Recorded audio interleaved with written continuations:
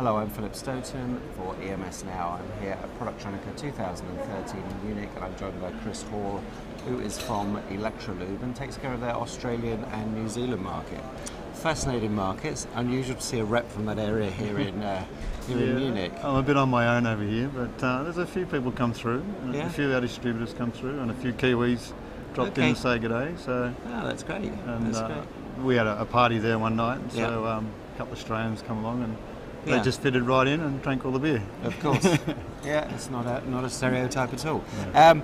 And I guess that's the reason for having everybody together here, the rebranding, which we've already talked about and seems to be going very well, and to me makes lots of sense, the whole idea of providing solutions.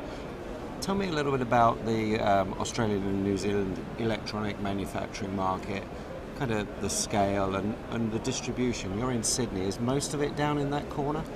Most of in Australia, it's on the eastern seaboard, and it's in pockets. It can be in Brisbane or Melbourne or Sydney, but there's nothing in between, as you know. So it's quite spread, and we need to be able to cover all that territory, but we need to have the stock there to cover it. Yeah. And then you go across to New Zealand, they're very innovative people. Right. And you'll find some well-known brands manufactured there, but then they have the same issue as us. They have China close by, so anything in large volume is shipped off to China or Malaysia. Okay. But we do have the niche type companies that are doing something different, something special, and our range suits that type of industry, and we can complement what they need. Yeah. And those kind of niche industries, what are they in? Are they in medical? Are they in industrial? For example, there's a sleep apnea manufacturer called ResMed, which is probably the largest company in the world. We do a lot of mining type products, our end customer is the mining industry. So those products require some high-tech products to make them comply to the strict standards that they have to comply to. Okay, and compliance and certification is a big deal in those, so you have to have all that stuff in place. Yes, it's all about keeping the product encapsulated and sealed, so if there is a spark, nothing's going to go up.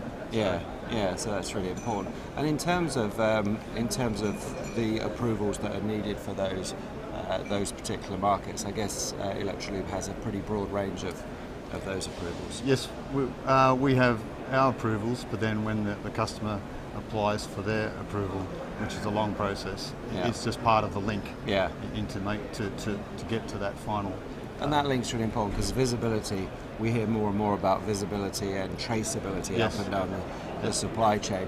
I guess you're shipping stuff that's manufactured either here in Europe or in Asia. It's coming down to you, you're distributing it across the space there.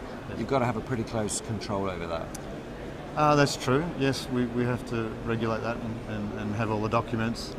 And then down to our own products, we have to be able to justify that they do meet the approvals, and then we have the technical team here, as well as ourselves locally, to back up our products. Okay, and do you find that most of the companies that are operating in your region are companies that just have a facility there, or do they have maybe a small facility there, R&D there, and then it's going in volume up to the Pacific Rim, up to Asia? Generally, we don't have the large manufacturing companies, so they're all the smaller size. They'll do everything there, and then maybe if it's volume, it's shipped off. It's shipped offshore from there. Okay, and the market's flat? Yes, we've had a pretty tough year, and if anybody's watching politics, it's probably had something to do with it. And it looks like it's going to come good. Starting to get a bit more stable. It's a change of government, and a bit more confidence back in the market. Election years are always tough years for business, aren't they? Definitely. It's almost you want the government not to interfere too much. And just let time go by. Exactly, that's true.